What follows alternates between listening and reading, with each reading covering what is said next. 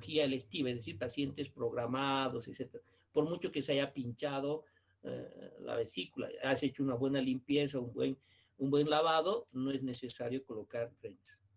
Y si colocas drenes, obviamente va a demorar la alta hospitalaria y la tasa de infección de la herida puede aumentar, ¿no? Entonces, todos esos detalles son muy importantes. Por eso es controversial el uso profiláctico de la... Y fíjense esto me parece también muy interesante, ¿no? Cuando hablaban de indicación de drenaje profiláctico basada por la evidencia. Ahora, en apendicectomías, la evidencia es 1A. ¿Qué quiere decir esto? Que obviamente es buena indicación y buen protocolo y altamente confiable, quiere decir esto, 1A. O sea, ¿está indicado drenaje? No, dice. En apendicectomía, obviamente aquí no complicada, ¿no? Una apendicectomía cualquiera no está indicada, es una evidencia 1A, es decir, que está recomendado y es altamente confiable.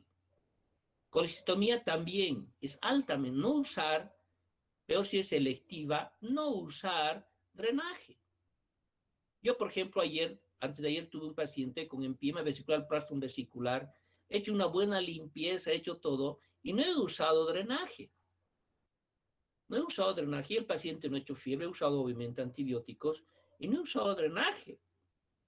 Y había pus vesicular, pero ha sido una vesícula colestomía casi de urgencia, casi semiprogramada, porque obviamente lo que me encontré fue un plastron, eso han visto tus compañeros ahí, los que han entrado a la cirugía. Por lo tanto, no he usado drenaje y ese paciente ha sido de alta sin ninguna complicación. Por eso, la evidencia me significa que es importante cuando es un manejo adecuado. Ahora, en colectomías, es decir, cuando se opera intestino, también si haces buen manejo de la abierta, buen uso de antibióticos, no es necesario usar.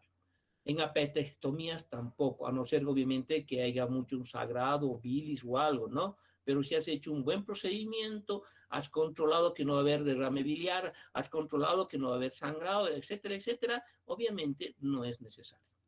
La pancreatectomía es también cuando se hace, cuando es de cáncer, por ejemplo. Pero obviamente cuando es necrohemorrágica sí hay que usar. Pero la evidencia es 1B. ¿Qué significa? Que sí, no es altamente recomendable, sí, moderadamente es recomendable, sí. En estómago duodeno, cuando hay también es moderadamente recomendable y no se usa drenajes cuando hay algo de úlcera perforada, duodeno, algo, ¿no? No se usa drenaje. Pero sí en el cefalotectomía es obviamente bajamente recomendable, pero sí se puede utilizar drenaje. Fíjense, esto han hecho en el Brasil un estudio, obviamente habrán otros estudios grandes en otros lugares, por eso es muy controversial el uso profiláctico de los drenajes. Esto he traído a colación de la anterior clase que hemos avanzado, ¿no? Muy bien.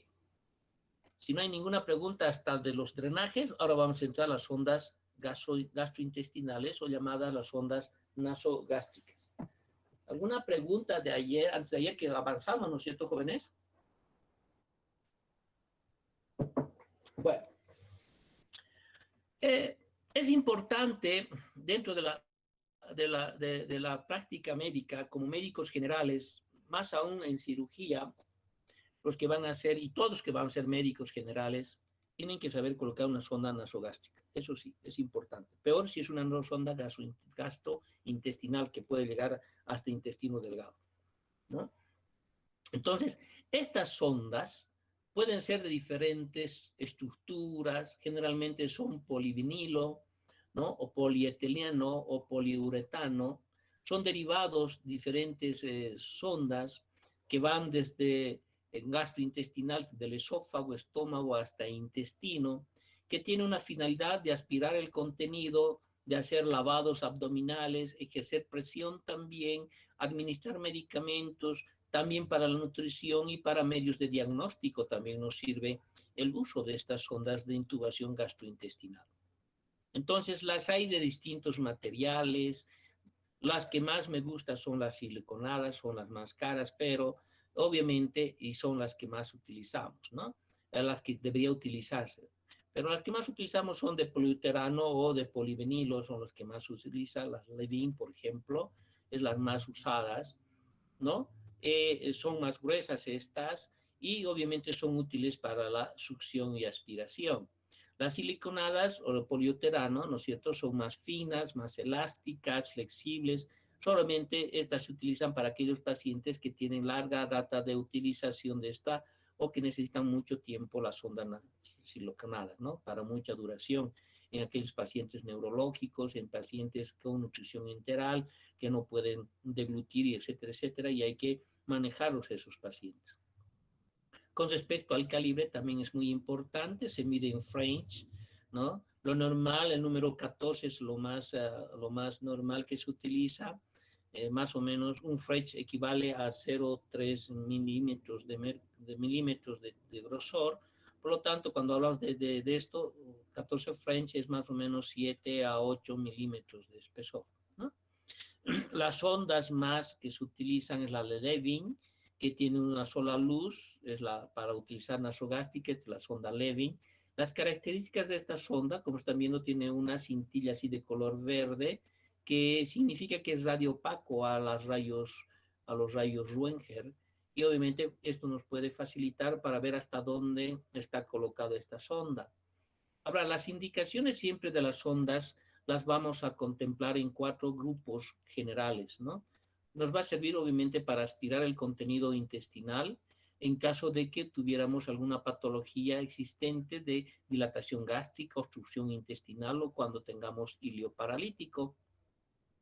Es auxiliar para diagnósticos, sí, también en el caso de que tuviéramos una hemorragia digestiva alta, puede ser de estómago o de esófago, o lesiones en pacientes politraumatizados, o por medio, incluso para hacer medios de diagnósticos radiográficos, es decir, para hacer nanometría en caso de hernia de hiato, que es un protocolo, es la nanometría gastroesofágica, o para medir la pHmetría que antes se utilizaba mucho en la especialidad de gastroenterología, para ver la parte gástrica e intraluminal, cómo está todo esto es importante para hacer un estudio gastroenterológico de diagnóstico.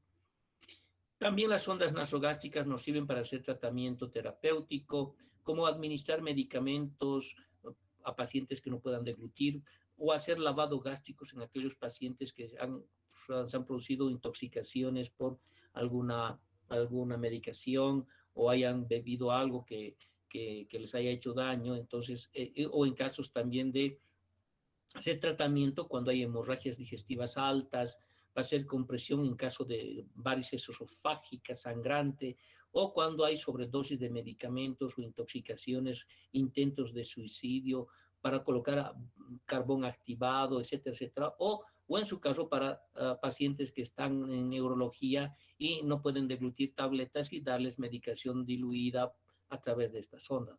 O sea, hacemos un tratamiento terapéutico. Como ven, es una larga la gama de uso en cuestión terapéutica.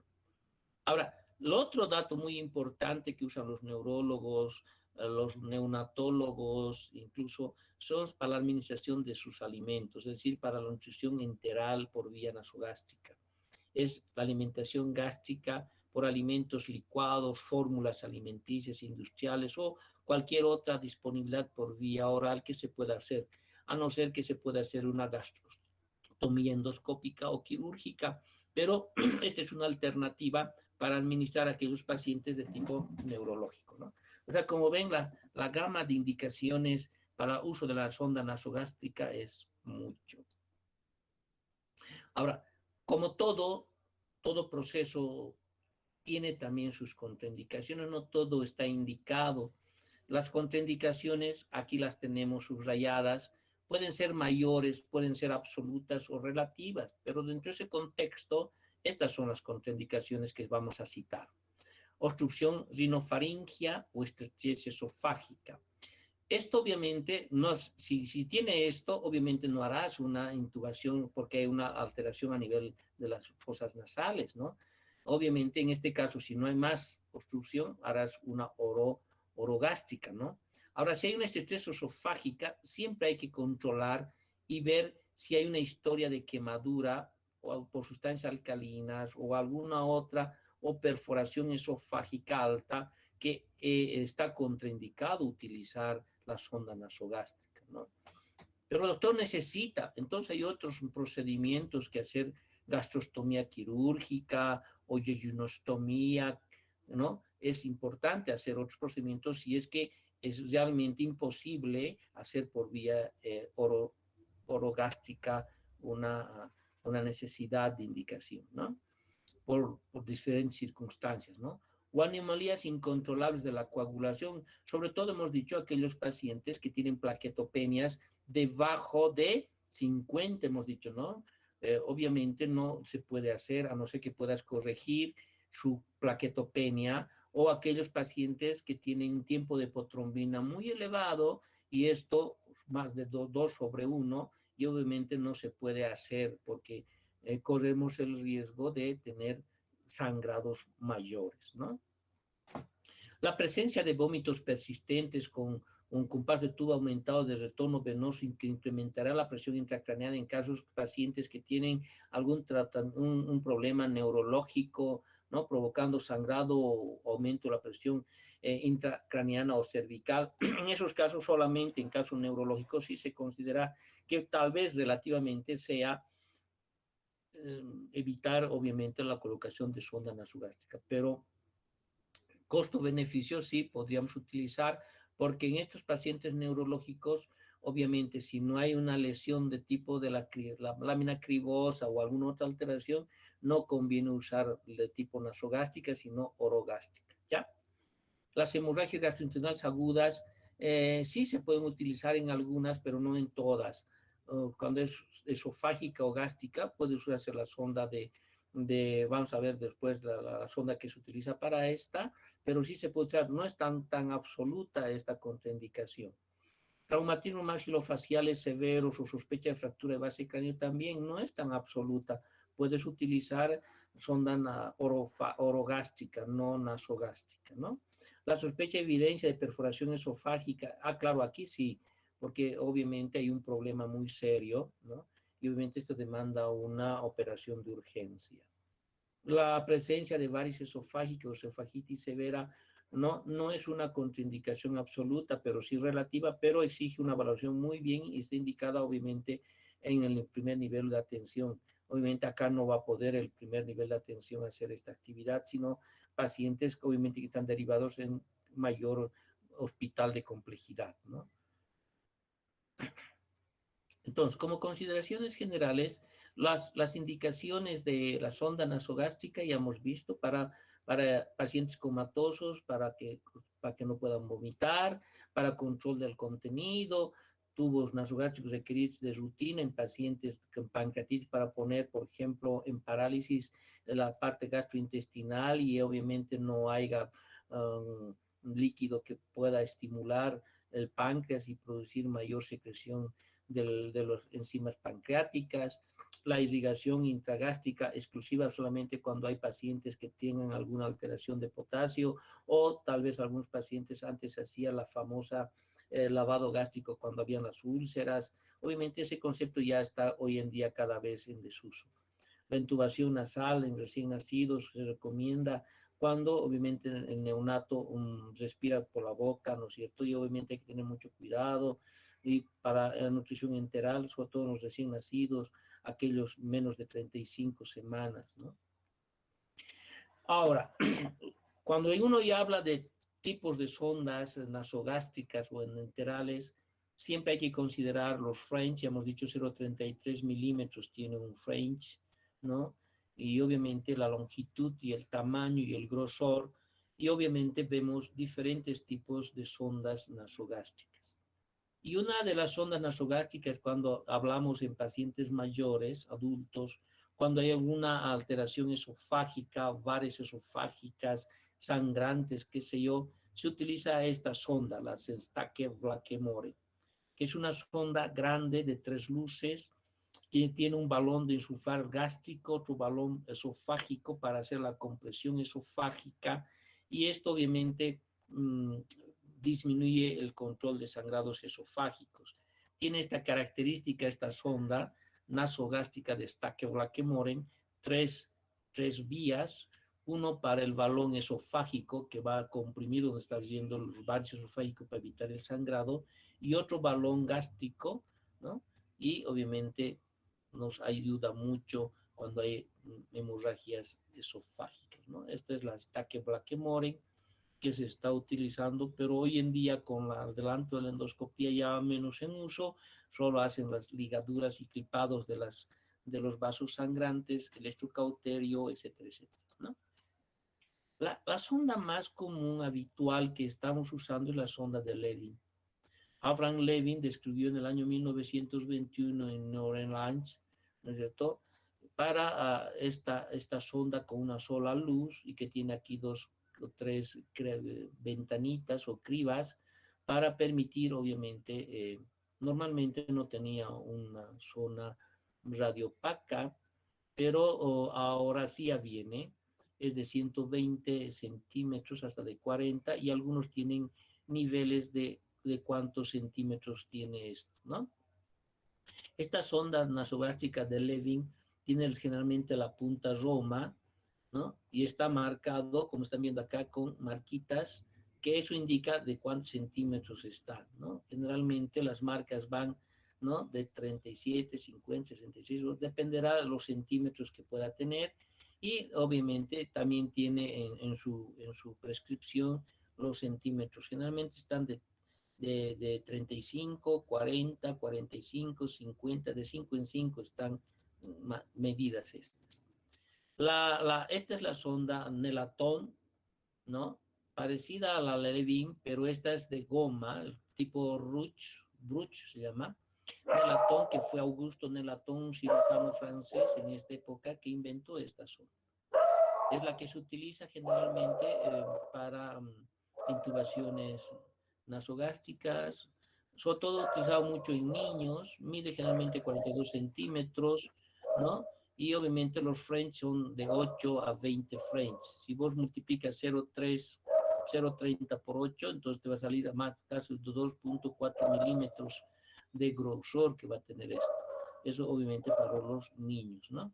De 20 French nos va a salir 0,30, casi a 6 milímetros de grosor, y eso es importante también, ¿no? Aquí tenemos la Nelaton, aquí tenemos la de Stake-Blackmoren, ¿no? Aquí tenemos la de Levin.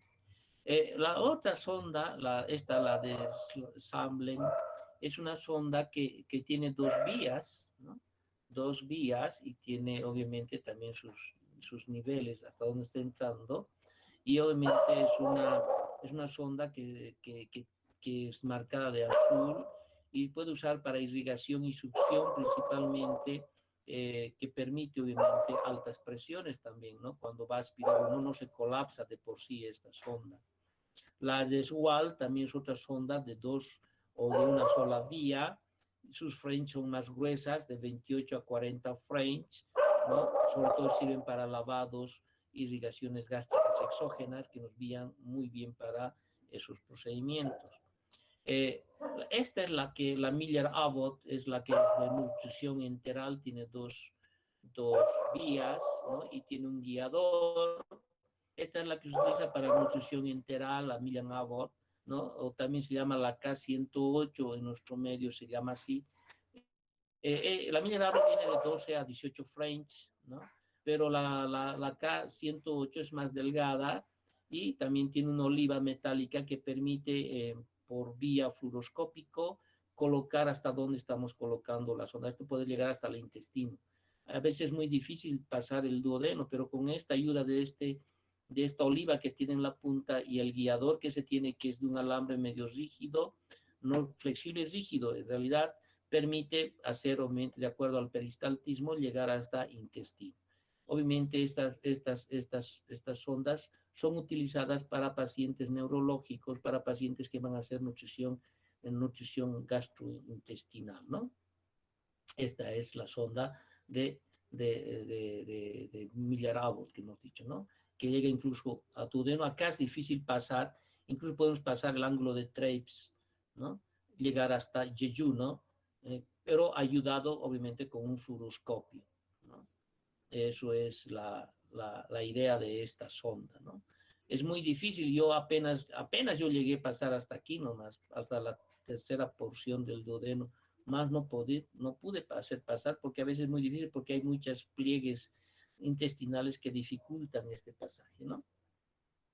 Obviamente los gastroenterólogos con insuflación de aire y todo eso permiten realmente hacer el pasaje adecuado. Ahora, ¿qué se hace para colocar una sonda nasogástrica? Primero, obviamente, hay que hacer el equipo. ¿En qué consta el equipo? Sonda nasogástrica Levin tienes que tener, lubricantes, tiene que ser, si quieres, silocaína gel o en su caso, la vaselina, ¿sí? O líquido, ¿no? Vaselina.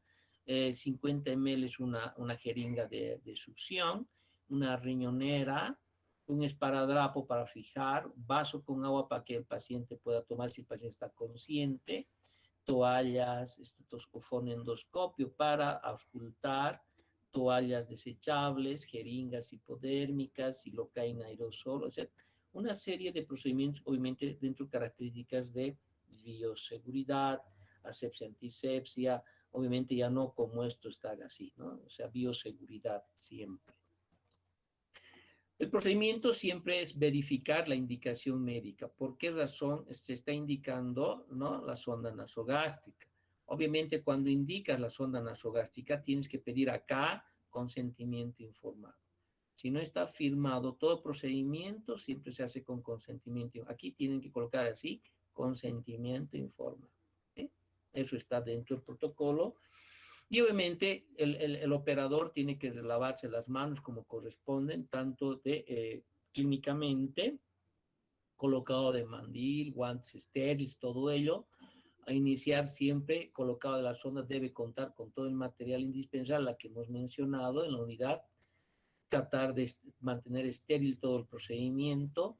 El procedimiento después de lavarse físicamente adecuado, buena iluminación, espacio adecuado, comodidad para el paciente y para el personal y para el ayudante que va a ayudar en este proceso. Hay que siempre identificar al paciente porque a veces de la cama 4 o 5 y a veces estás colocando a un paciente que no corresponde, identificar siempre al paciente, realizar la preparación psicológica porque es importante, no olviden que es un cuerpo extraño, aquí tiene que haber un consentimiento informado posible, explicar el procedimiento que se debe realizar al paciente, pedirle su máxima colaboración, ¿no? No es fácil y obviamente decirle que es necesario para su actividad o para hacer una acción, ¿no es cierto? Porque ¿qué pasa con los pacientes que están medio semi-inconscientes o que se han tomado para matarse alguna medicación o algún veneno? Obviamente ahí sí o sí estás obligado a colocar, aunque no quiere el paciente, porque es primero salvar la vida del paciente. Pero obviamente haces participar a sus familiares, ¿no? Porque eso es lo más importante, mantener al alcance del paciente siempre un vaso de agua si es que está consciente, y si no, no, pues, ¿qué puedes hacer? Solamente colocar la sonda nasogástrica si está inconsciente, ¿no? Si está consciente el paciente, entonces determina qué fosa nasal vas a colocar. Se recomienda siempre la fosa nasal más permeable que la otra. Y para considerar esto, siempre tapas una ala nasal con un dedo y el paciente que respire, ¿no? Y el otro halo, por cuál respire, entonces le has dado la opción al paciente por cuál va a ser introducida la sonda, es porque el mejor respira, donde no existe obstrucción ni ninguna desviación de tabique nasal o las cuanas estrechas o alguna otra alteración que puede existir. De preferencia, sí. Obviamente hay que considerar todos los requisitos de contraindicaciones que hemos mencionado, ¿no ve? La necesidad de posición siempre en semi-Fowler y obviamente hay que avisarle que va a tener un reflejo nauseoso y durante ese proceso hay que indicar al paciente que cuando tenga la sonda que está a este lado y ese reflejo nauseoso, hay que decirle que degluta, porque al deglutir va a permitir con la ayuda del operador que esta punta de la sonda pueda atravesar el esófago, obliterarse con la epiglotis, la vía aérea, y permitir que el esófago pueda ser permeabilizado por la sonda, ¿no? Entonces eso es muy importante, ¿ya? Colocar siempre una toalla de hule o paños para que el paciente pueda después limpiarse.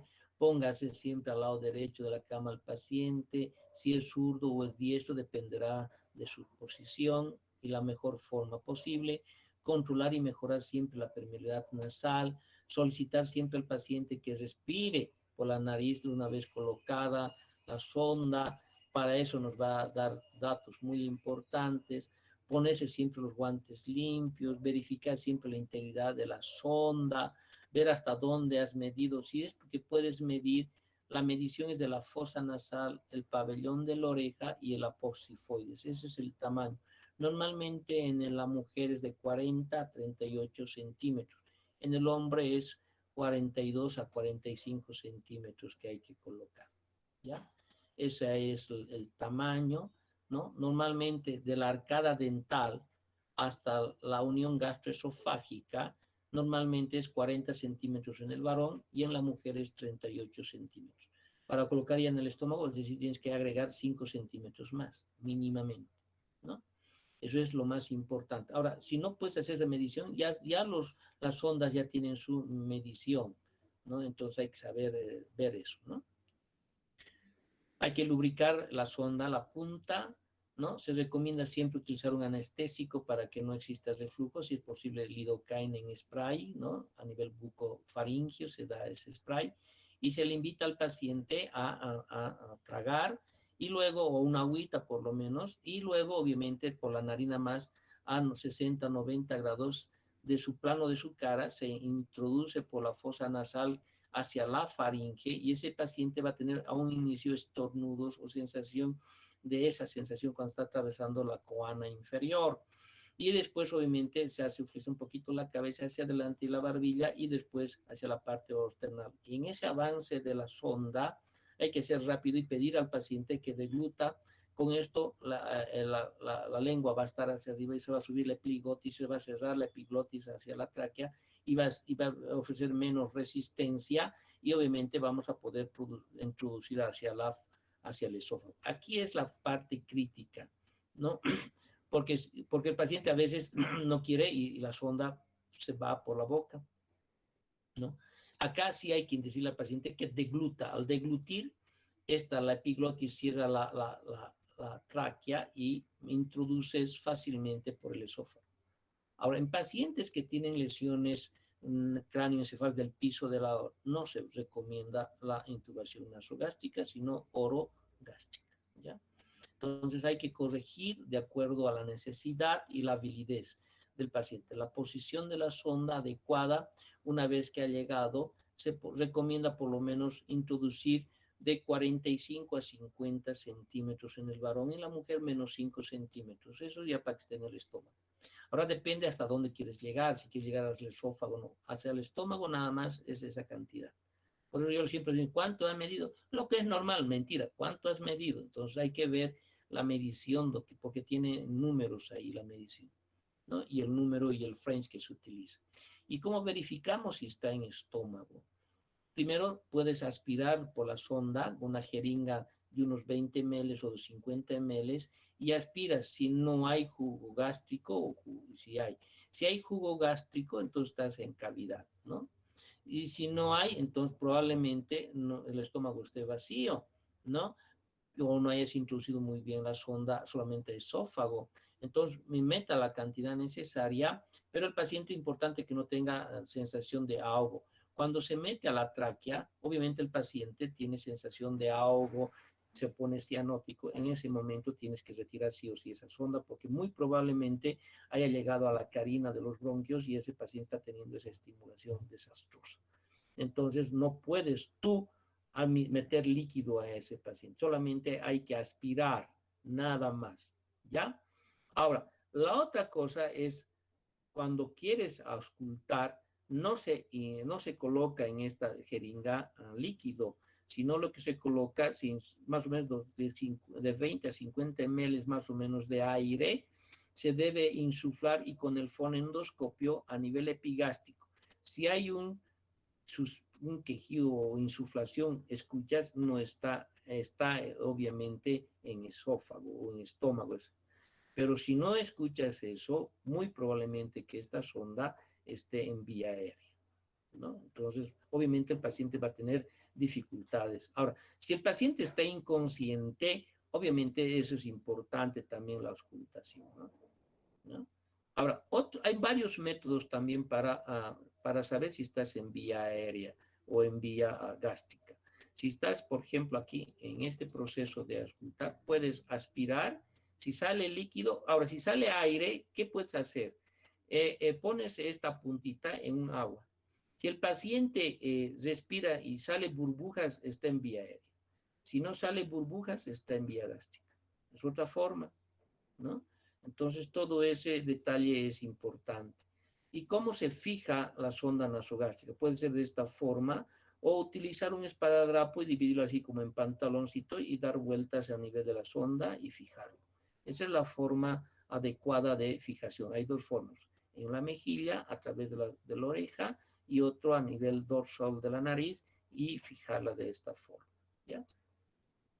Debe funcionar siempre la zona nasogástrica, ¿no? Dejar al paciente en posición cómoda, adecuada, recoger todo el equipo, retirar los guantes, has lavado de manos también después del procedimiento y una vez que estás lavado las manos, anotar y registrar en la enfermería o en las indicaciones médicas todo el procedimiento, qué dificultades hubo, si hubo sangrado o no hubo sangrado, fue difícil o no, dos intentos, solamente un solo intento, qué líquido salió después de la aplicación de la sonda nasogástrica, de la colocación de la sonda nasogástrica, todo ese proceso se anota.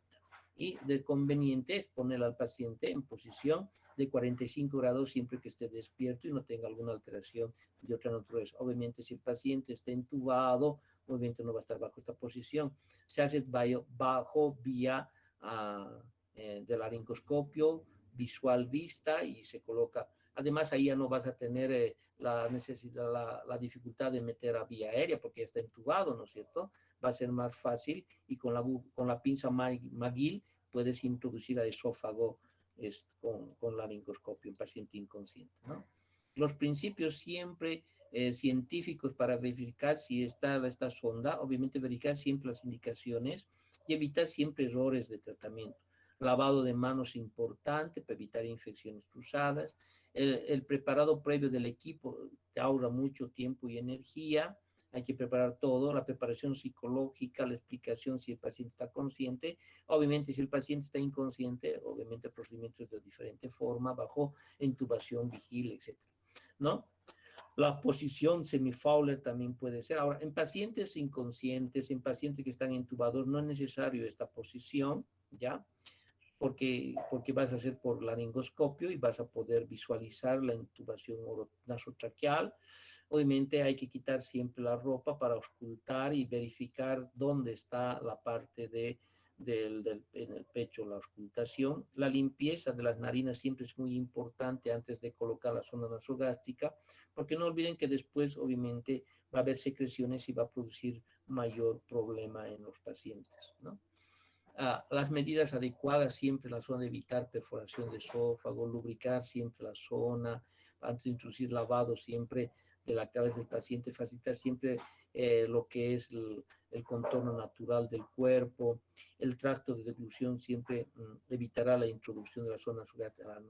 Hay que indicar siempre por eso al paciente que degluta, si es que está consciente, introducir la zona hasta la marca donde tiene determinada la introducción, la fijación de la sonda también para evitar obviamente desplazamiento que se vaya retirando accidentalmente. A veces los pacientes se retiran, ¿no? Dependerá de qué paciente es.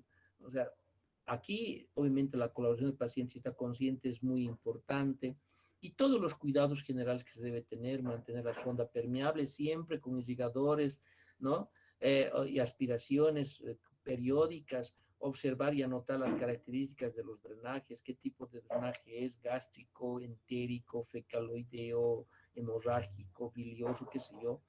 Hacer un registro siempre de entrada y salida de líquidos por la sonda, considerar siempre el tiempo y el tamaño de la sonda, así como el tipo de aspiración empleado, detectar complicaciones tempranas, porque hay muchas complicaciones tempranas y tardías, prevenir resequedad de la boca, enjuagues orales, limpieza de las secreciones, porque siempre hay secreciones nasales y todo ello.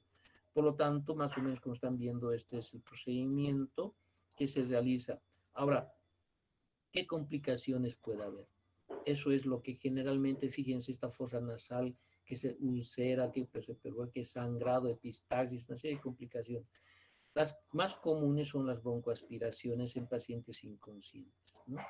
Lesiones en mucosas oro o nasofaringias, atelectasia por infecciones respiratorias, estomatitis o parotiditis, no olviden que se puede inflamar porque es un cuerpo extraño y va a producir procesos inflamatorios, hemorragias gástricas en pacientes que tienen alguna lesión gástrica, en pacientes que tienen una lesión esofágica, erosiones nasales, como están viendo aquí, se erosiona cuando está mucho tiempo, por eso hay que usar esas siliconadas, no las de las sintéticas que son más duras y puede haber otitis, no olviden que la fosa esta se comunica también con el oído medio y por el proceso infeccioso de la permanencia continua se puede también provocar otitis, arcadas y vómitos incoercibles, sí, puede verse producido.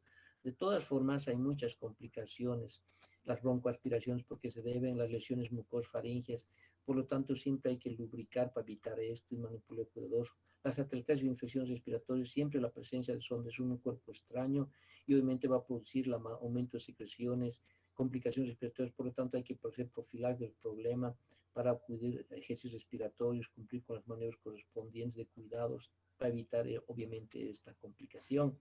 La estomatitis, la parotiditis, obviamente hay que evitar eso con la nariz obstruida, no puede estar, o en pacientes que respiran por la boca.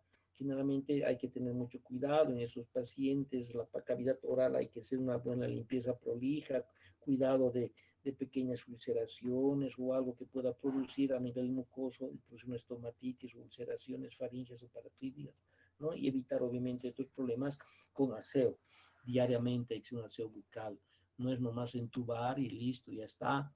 No, señor, hay que cuidar a esos pacientes. Las ulceraciones y necrosis que puede haber por el tiempo que se puede usar el paciente, sobre todo neurológicos, por mucho tiempo para pacientes entubados y que están por mucho tiempo así, hay que hacer nutrición parenteral. La necrosis de las fosas nasales sí se va a ver, hemos visto incluso pacientes con salmonelas, etcétera, por las lesiones a ese nivel y todo. O sea, todo va a depender del cuidado de manejo de enfermería, ¿no? La pérdida de líquidos electrolitos, cuando hay succión también es importante ver, hacer gasometrías, hacer que es pedir electrolitos para ver qué está pasando con el paciente, cómo debemos manejar las soluciones, cómo añadir todo eso, ver los mini equivalentes. O sea, todo un proceso que ya ustedes saben manejar el medio interno. La mejor forma de evitar todas estas complicaciones es dejar la sonda nasogástrica mínimo tiempo posible, ¿no? Utilizar la sonda adecuada por qué está siendo indicada. O sea, las indicaciones son precisas. No es para vaciamiento. Si es para vaciamiento, basta una vez y listo. Si es por hilio, hasta que se solucione el hilio o el gasto sea mejor. Si es por nutrición parenteral, es decir, por otro. Si es por diagnóstico, será pues por el objetivo que se está colocando. Por lo tanto, hay que minimizar la mortalidad en estos casos de pacientes, ¿no? El retiro de la sonda, ¿cuándo uno va a retirar la sonda? Hay tantos criterios para retirar. Cuando ya se haya resuelto el problema patológico o la indicación de la colocación de la sonda nasogástrica o ya ha disminuido por lo menos el débito que ya no sea necesario. O cuando exista una complicación secundaria a la colocación y hay que retirar y obviamente ni modo, hay que hacer otro procedimiento. Y si es necesario la sonda para siempre, hacer otro procedimiento que es la gastrostomía de tipo quirúrgico o endoscópico. O sea, hay muchas consideraciones que hay que hacer cuando retirar una sonda nasogástrica. El equipo, obviamente, ya saben qué es, ¿no? Todo ese proceso. El procedimiento ya es repetido también, todo está el proceso, y eso es lo más importante. Ahora acá hay otro, que es esta, la sonda de Faucher, ¿no? Es la que nosotros tiramos en el Hospital Santa Bárbara cuando hay un envenenamiento. Son sondas grandes, hasta de 2 metros, el diámetro parece el grosor de mi dedo, que se hace, no es nasogástrica, es orogástrica, esta intubación. Esto yo me acuerdo con un residente, con un interno hicimos el lavado de un paciente que se tomó Racumín y algunos incluso se intoxican con píldoras y puede pasar por estos orificios, eso es el lavado, ¿no? Esta es la zona de Faucher. Mira, parece un embudo, ¿no? Y es de goma, ¿no? Larga y por vía orogástrica. Se puede colocar lavados y vaciarlos, ¿no? Se coloca y se hace vaciados. Y obviamente eso es un procedimiento, mira aquí está la luz, ¿no? Y obviamente es grande, ¿no? Fíjense el tamaño de sus fenestras que tiene son grandes. Y obviamente aquí en pacientes conscientes, en pacientes inconscientes no se hace este tema, ¿no? Porque aquí el paciente tiene que deglutir, ayudar. No olviden que está introduciendo un tubo del grosor de tubo gordo, ¿no? Más o menos casi 2 centímetros de grosor tiene, o de 1 a 2, dependerá la cantidad. Y obviamente esto sí, en pacientes inconscientes está contraindicado usar esto, ¿no? Solamente, y en pacientes que tienen alguna coagulopatía, obviamente no puedes usar esto, ¿no? Porque eso va a producir alguna esofagitis, desgarro, cualquier cosa. No olvides que es un tubo grueso. Es como estar diciendo una endoscopía abierta, sin ver, ¿no? Obviamente, ya aquí nos quedamos para ver esto. Si no quieren alguna otra pregunta, es importante. Ahora, la sonda Levin siempre se hace con fluoroscopio, ¿no? Esta sonda Levin que hemos mostrado siempre se hace con fluoroscopio, es decir, con esta sonda, este SLEM o de Levin o Miller-Abbott, se hace con fluoroscopía para ver hasta dónde hemos llegado. Todo con el mismo procedimiento, limpieza, asepsia, antisepsia, sobre todo en pacientes neurológicos que no pueden deglutir, en pacientes comatosos, que sí hay que dar nutrición enteral, ¿no? O si no, se hace una gastrostomía, es decir, por vía endoscópica se puede colocar una sonda y por acá se le coloca un baloncito y hacia la pared abdominal se lo saca y listo. Y aquí está la sonda y se administra ahí una gastrostomía. Pero eso no se llama sonda nasogástrica, ¿no? Es otro procedimiento que puede servir para nutrición enteral. O sea, es una jejunostomía, que es otro procedimiento quirúrgico mínimo, donde se coloca una sonda, ¿no?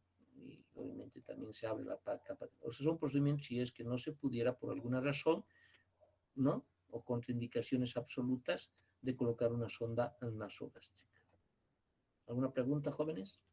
Solamente hemos hablado de sonda nasogástrica, o gástrica o orogástrica. Después vamos a hablar de sonda vesical la próxima clase. ¿Alguna pregunta? ¿Ninguna pregunta, jóvenes? Muy bien. 44 alumnos. Gracias por su comprensión. Yo también estoy cansado todo el día charlando, hablando, pero es importante eso, ¿ya? Por favor, siempre se van a preparar para la próxima semana. Esta semana tengo, ¿no? Si no es el jueves, el viernes operamos, ya a los que les va a tocar, ¿sí?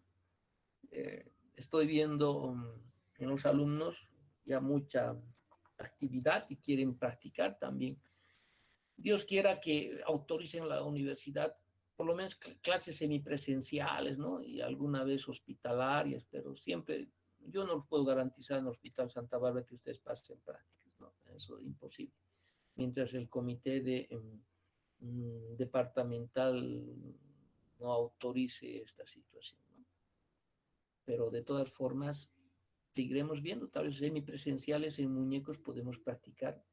Pueden ustedes practicar la colocación de sonda nasogástrica. Yo me acuerdo cuando hemos hecho prácticas, los alumnos por ganarse 25 se colocaban la sonda nasogástrica, ellos, ¿no? Solitos. Obviamente con supervisión mía, ¿no? ¿Estás seguro? Sí, se colocaba una sonda muy delgada, 14 French, una siliconadita que es la más carita, menos daño, y hacían su colocación sus compañeros que han pasado, ¿no? Pero han aprendido. Obviamente eso yo no va a permitir que se haga eso, ¿no? Ahora peor con bioseguridad y todo. Para eso tendría que tener, o sea, vacuna, tendría que tener COVID negativo, PCR negativo para hacer procedimientos, ¿no? Porque obviamente son contaminados, no se puede hacer eso. Hoy en día ya no se puede hacer eso. O sea, tenemos que inventarnos en muñecos, en maniquís para ser colocado de sonda nasogástrica, ¿no? ¿Alguna pregunta, jóvenes?